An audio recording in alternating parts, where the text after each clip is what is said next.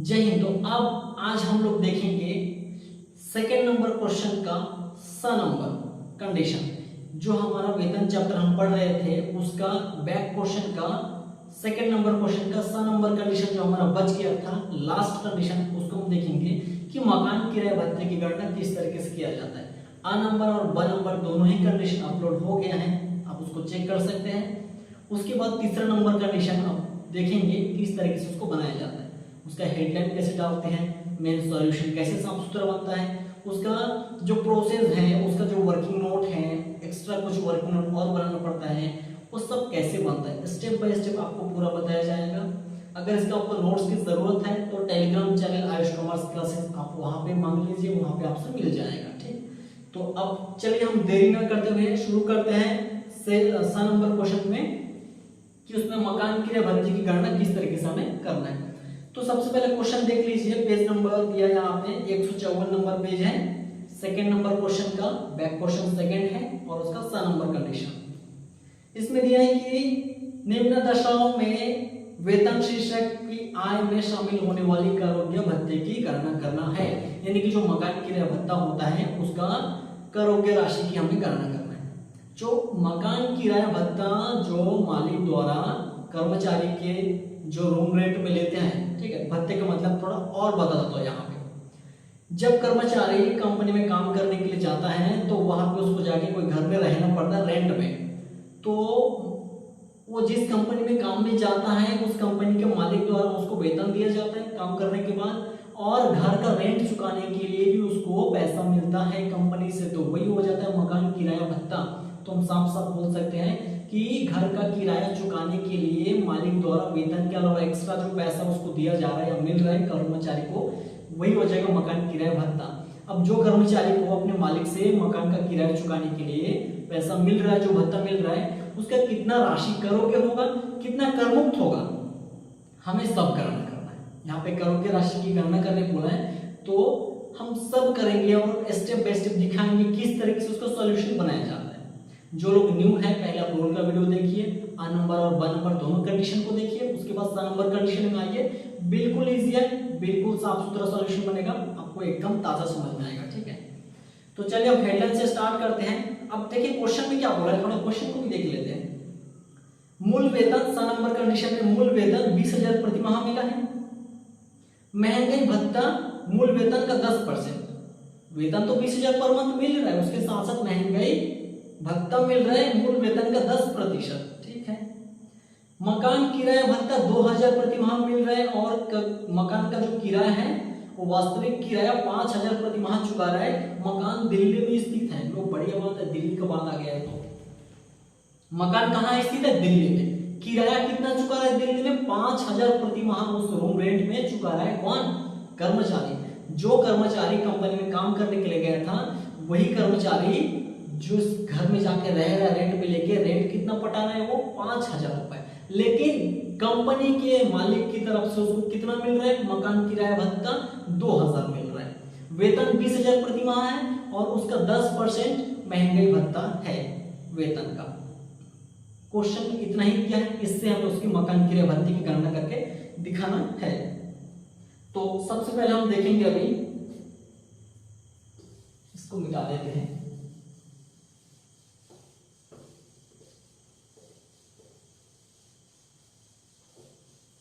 आ number और ब number दोनों ही अपलोड हो चुका है, उसको देखिए। अब यहाँ पे देखो हेडलाइन कुछ इस तरीके से डालना है कि मकान किराया भत्ते की गणना कर निर्धारण वर्ष 2023-24 के लिए हम लोग न्यूज 17 में है अभी। ठीक है, 2023-24 में हम लोग अभी, तो 2023-24 के अनुसार यहाँ पे लिख दिए हैं। ब नंबर है यहाँ पे सेकंड का स नंबर, जो हमारा सेकंड है उसका स नंबर है। यहाँ पे हम देखेंगे कि मकान किराया भत्ते की गणना किस तरीके से किया जाता है। तो सबसे पहला हम हेडलाइन डालेंगे। हेडलाइन डालना हो गया, देखो हेडलाइन डालने में कंफ्यूज नहीं होना है। क्वेश्चन में जिस चीज की गणना करने बोला जाता है उसी चीज को उठा के हम लोग हेडलाइन बनाएंगे। इसमें डरने की बात नहीं है, टेंशन लेने की बात नहीं है, बिल्कुल शांति से। और जिस चीज की गणना करने बोला जाएगा, मैं बार बार बोल रहा हूँ, उसी को उठा के आपको हेडलाइन बनाना है। मकान किराया भत्ते की गणना करने बोला जा रहा था, हम मकान किराया भत्ते को उठाए और उसको लिख दे कि मकान किराए भत्ते की गणना प्राइवेट निर्धारण वर्ष 2023-24 के लिए। ये हमारा हेडलाइन कंप्लीट। अब हमें सॉल्यूशन की तरफ चलते हैं। सॉल्यूशन की तरफ चल रहे हैं, उसके लिए हम क्या लिखेंगे यहाँ पे, मकान किराया भत्ता। मकान किराया भत्ता कि जितना करोगे राशि है उतने को लिखना है, करमुक्त राशि को यहाँ पे नहीं दिखाना है। उसके लिए हमें कैसे पता चलेगा? देखो मकान किराया भत्ता कितना मिला, 2000 मिला है प्रति माह। 2000 मिला है एक महीने का, 12 महीने का, 12 दूनी 24,000 मिल गया। ठीक है, मिल गया। तो 12 दूनी 24,000 रुपए पूरा साल भर में मकान का किराया भत्ता मिला है।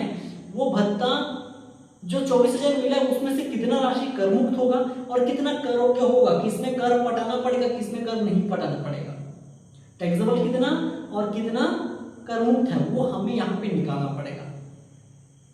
ठीक है, कितना टैक्सेबल है और कितना टैक्स फ्री है वो हमें यहाँ पे निकालना पड़ेगा। तो कैसे पता चलेगा? कोई अनजान आदमी इनकम टैक्स को यहाँ पे देख रहे हैं या फिर जो न्यू है अभी 3rd ईयर में, उनको कैसे पता चलेगा कि कितना टैक्सेबल है, कितना टैक्स फ्री है, कितना कर हो गया, कितना कर मुक्त है, कैसे पता चलेगा? उसके लिए हमारे पास नियम है, वर्किंग नोट बनाना पड़ेगा और जो नोट्स हैं वो नियम आपको याद करना पड़ेगा।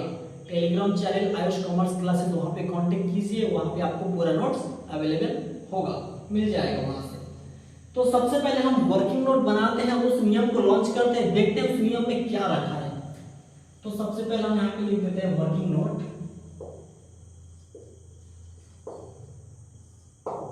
इसमें सबसे पहला जो नियम है वो है प्राप्त मकान किराया भत्ता। कितना मकान किराया भत्ता मिला इसको? 2000 रुपए प्रति माह मकान किराया भत्ता मिला।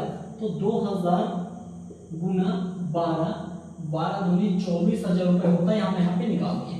पहला कंडीशन कंप्लीट। अब सेकंड नंबर, किराया चुकाया माइनस वेतन का 10% का आधिक्य। ठीक है, यानी कि जो हमारा किराया वो चुका रहा है, मतलब वो जो कर्मचारी है करदाता, वो जिस घर में रह रहा है उस घर का रेंट कितना वो पटा रहा है, उसको यहाँ पे लिखना है माइनस वेतन का 10%, उसका आधिक्य। आधिक्य मतलब इन दोनों को माइनस करने के बाद जो बैलेंस बचेगा उसको बोला जाता है आधिक्य शेष। ठीक है, उसको लिखिए यहाँ पे।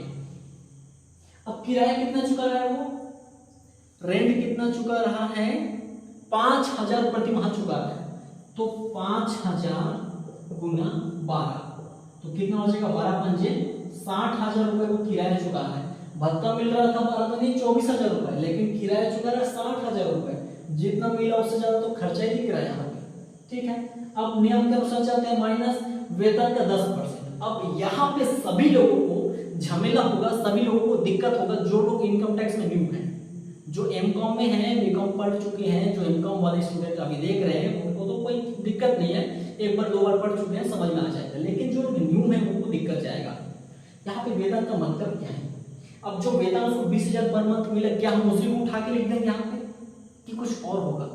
यहाँ पे उसी को उठा के नहीं लिखना है, इसमें बहुत सारा कुछ शामिल किया जाता है। वेतन का मतलब वेतन का आशय कुछ और होता है, अलग होता है। यहाँ पे क्या होता है मैं यहाँ पे दिखा रहा हूँ। वेतन बराबर क्या हो जाएगा, मूल वेतन प्लस महंगाई वेतन प्लस महंगाई भत्ता, सेवा के अधीन होना चाहिए, प्लस प्रतिशत वाला कमीशन। ये चारों चीज मिलके बनता है वेतन। इस चारों चीज को मिला के जो आंसर आता है उसको हम यहाँ पे वेतन में लिखते हैं, उसी का 10% काटते हैं और इसके माइनस करने के बाद जो बैलेंस बचता है आधिक्य उसको हम यहाँ पे लिखते हैं। तो कितना बड़ा झमेला वाली बात है, जो लोग न्यू है यहाँ पे लोग कंफ्यूज हो जाएंगे, सब है क्या चीज, क्या चल रहा है यहाँ पे मामला। तो ये सब नोट्स है, देखो हम यहाँ पे वर्किंग नोट बनाने आए थे, ये हमारा हम नियम लॉन्च किया यहाँ पे। अब इसको छोड़ के हमें पहले इसको बनाना पड़ रहा है, एक्स्ट्रा है ये चीज। ठीक है, एक्स्ट्रा नोट्स है। तो यहाँ पे मूल वेतन कितना मिला इसको, 20,000 रुपए प्रति माह मिला था। तो 20,000 इंटू 12, ठीक है, 20,000 पर मंथ मिला है। तो 12 से गुना कर देंगे, 12 दूनी 24 और 4 जीरो 2,40,000 रुपए का उसको क्या मिला है, मूल वेतन। 2,40,000 रुपए मूल वेतन मिला है प्लस महंगाई वेतन। क्या उसको महंगाई वेतन मिला? क्वेश्चन में देखो महंगाई वेतन नहीं मिला, महंगाई भत्ता मिला, वेतन का 10% हो गया। ठीक है, महंगाई वेतन यहाँ पे नहीं है तो हम यहाँ पे उसको नील कर दिए। प्लस महंगाई भत्ता मिला है उसको, कितना मिला है? 2,40,000 जो मूल वेतन मिला था उसका 10% के बराबर। तो 2,40,000 का 10% कितना होगा? 24,000। पर उसको हम लिखेंगे कि नहीं लिखेंगे? नहीं लिखेंगे, क्योंकि क्वेश्चन में यह नहीं बोला कि वो सेवा की शर्तों के अनुसार है कि नहीं है, सेवा के अधीन है कि नहीं है, वो कुछ नहीं बोले, मतलब सेवा के अधीन नहीं है तो हम उसको यहाँ पे हम शामिल नहीं कर सकते। क्वेश्चन में बोला है कि महंगाई भत्ता मूल वेतन का 10% पर सेवा के अधीन है कि नहीं है, ऐसा हम यहाँ पे कुछ नहीं बोला तो हम उसको नहीं जोड़ सकते, तो इसको भी हम कर देंगे नील। ठीक है, ये क्वेश्चन में नहीं है ऐसा नहीं है लेकिन होने के बावजूद भी हम नहीं लिख सकते हैं यहाँ पे। क्यों? कारण क्या है यहाँ पे? क्योंकि सेवा के अधीन होना पड़ता है, वो सेवा के अधीन नहीं है, इस कारण से हम उसको यहाँ पे नहीं लिख पा रहे हैं। लास्ट, प्रतिशत वाला कमीशन। ये प्रतिशत वाला कमीशन का नामो निशान नहीं है हमारे क्वेश्चन में कहीं पे। अब एक पहचान है, पहचान क्या है प्रतिशत वाला कमीशन का? कि क्वेश्चन में दिया रहेगा कि मिस्टर एक्स को निश्चित प्रतिशत से 50,000 रुपए कमीशन मिला, या वो 10 लाख का बिक्री किया जिस पे 2% उसको कमीशन मिला, इस तरीके से दिया रहेगा तो वही परसेंट वाला कमीशन यहाँ पे आएगा।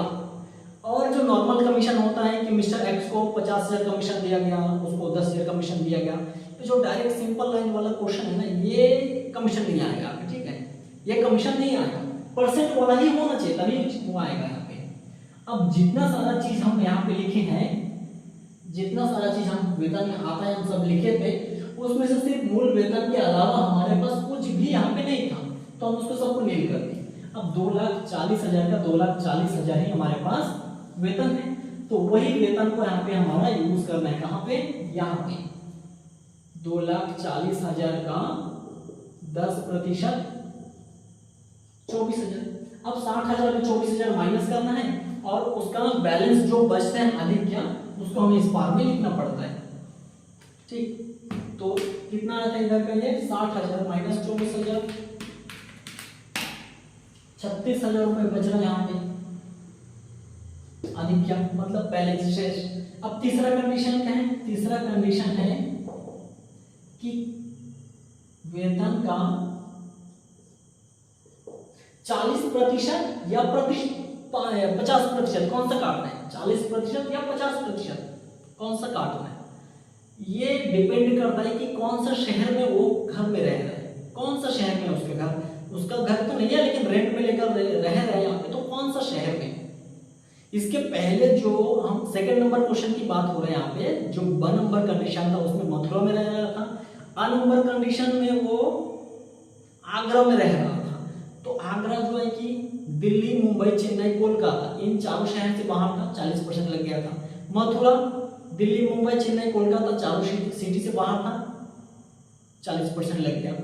ये जो क्वेश्चन है सेकंड का स number question, C number question last वाला, ये इसमें मकान दिल्ली में स्थित है बोल दिया। अब दिल्ली में स्थित है मतलब क्या हो जाएगा हमारा? दिल्ली, मुंबई, चेन्नई, कोलकाता, इनमें से कौन सा है? दिल्ली है। तो इस केस में 50% लग जाएगा वेतन का, वेतन का 50%। वेतन कितना यहाँ पे? 2,40,000।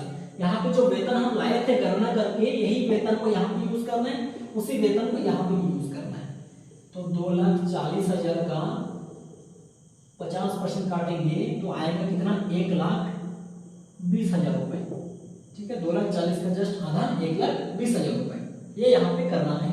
अब कंफ्यूज नहीं होना है कि यहाँ पे कौन सा वेतन लेना है, यहाँ पे कौन सा वेतन लेना है, दोनों ही यही वाला वेतन को लेना है, दोनों जगह में वही वेतन काम करेगा दोनों जगह के लिए। अब ये तो हो गया, आगे हमें क्या करना है?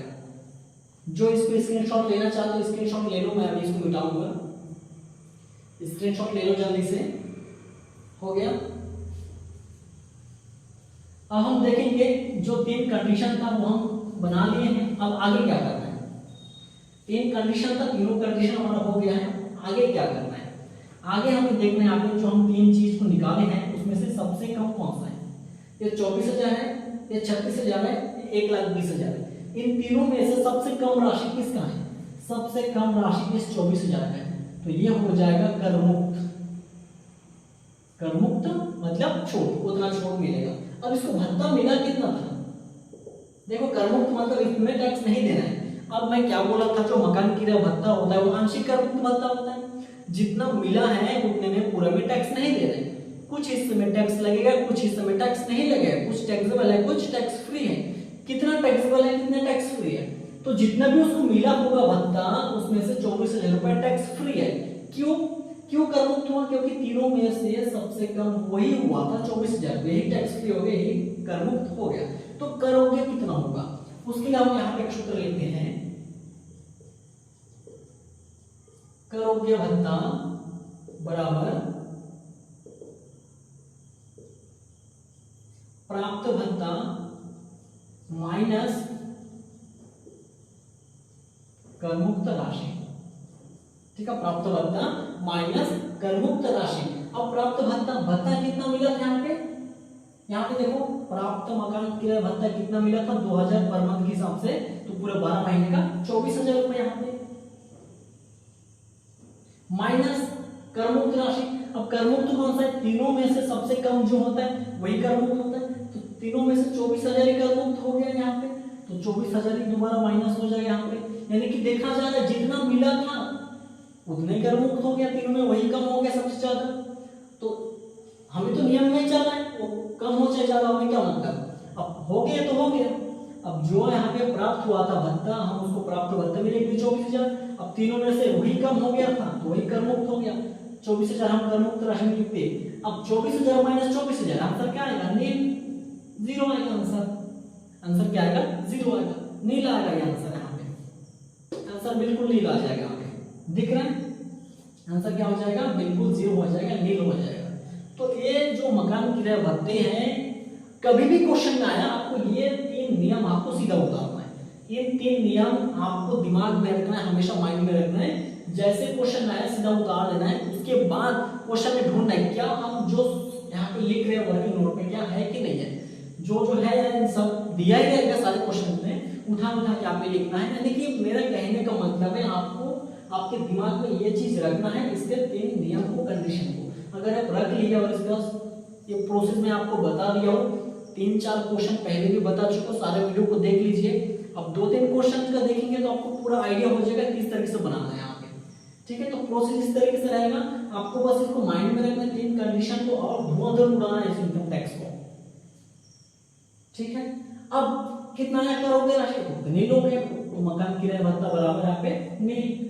एक लाइन का देखो सॉल्यूशन क्या है, ये तो हेडलाइन है, सॉल्यूशन मकान किराया भत्ता नील। कैसे आया, ये प्रोसेस से होकर आया है, ये प्रोसेस से होकर आया है, ये हमारा वर्किंग नोट है। जितना सॉल्यूशन है उसका डबल है, यहाँ पे डबल का डबल हमारा यहाँ पे वर्किंग नोट है। तो झमेला तो यहाँ पे है, यहाँ तो क्या है यार, कुछ नहीं है, झमेला वर्किंग नोट में है, नंबर भी वर्किंग नोट में है, पूरा प्रूफ दिखाना पड़ेगा, कहाँ से लाया हो, कैसे लाया हो, किस प्रकार से लाया हो, सब कुछ दिखाना पड़ेगा। तो वर्किंग नोट आपको अच्छे से बनाना है, तभी जाके आपको सॉल्यूशन बनेगा और सारे नियम को याद करना पड़ेगा आपको। ठीक है, आपके पास नोट्स अवेलेबल है तो पढ़ो, नहीं है तो टेलीग्राम चैनल में वहाँ पे आप आयुष कॉमर्स क्लासेस सर्च करो, वहाँ पे कांटेक्ट करो, वहाँ से आपको मिल जाएगा। इस क्वेश्चन में ही तक किसी भी कैलकुलेशन में, किसी भी प्रोसेस में आपको डाउट लग रहा है तुरंत पूछो, नहीं लग रहा है बढ़िया बात है, समझ में आ गया है तो। अगर कहीं भी जब समझ नहीं आया तो पूछो, उसके लिए आपको समझाने की कोशिश करूंगा अगले वीडियो आपको, या फिर नेक्स्ट वीडियो में आपको इस चीज बताया जाएगा कि क्या वहाँ पे था। ठीक है, कैसे आया था। तो अगला जो हम क्वेश्चन बनाएंगे वो है 3rd नंबर श्री राम। ठीक है, 3rd नंबर क्वेश्चन देखेंगे नेक्स्ट वीडियो में। इस वीडियो में यहीं तक, मिलेंगे आपके साथ हम फिर से दोबारा 3रा नंबर क्वेश्चन के साथ नेक्स्ट वीडियो में। ठीक है, जय हिंद।